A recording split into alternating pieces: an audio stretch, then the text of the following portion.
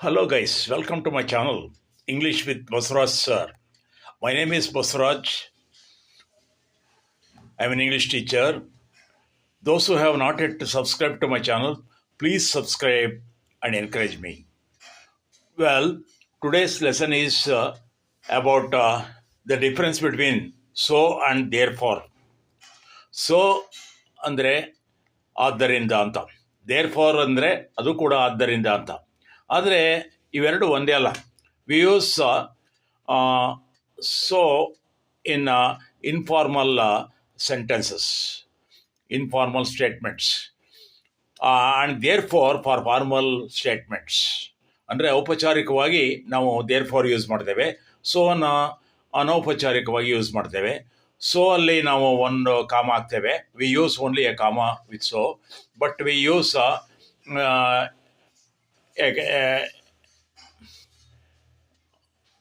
A comma and semicolon in there for.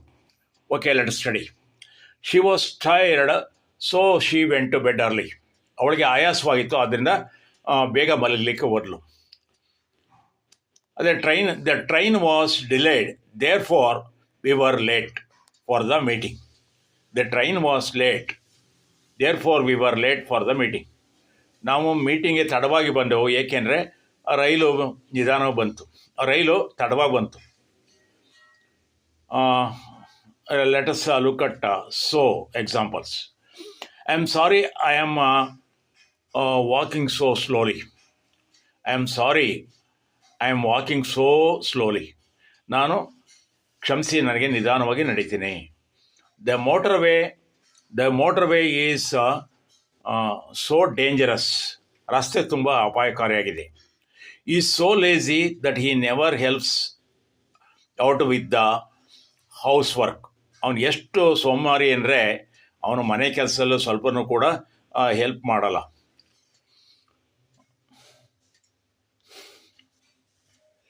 The weather was so cold that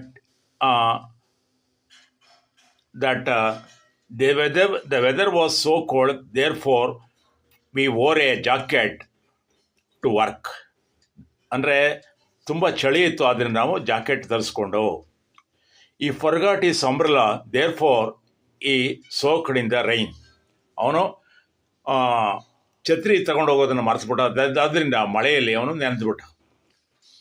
she came first, there she got the front seat. ಅವಳು ಬೇಗ ಬಂದದ್ರಿಂದ front seat ಸಿಕ್ತು. ನೋಡಿದ್ರಲ್ಲ ಸ್ನೇಹಿತರೆ, ಈ ನನ್ನ video ಇಷ್ಟ ಆದರೆ ದಯವಿಟ್ಟು ಲೈಕ್ ಮಾಡಿ.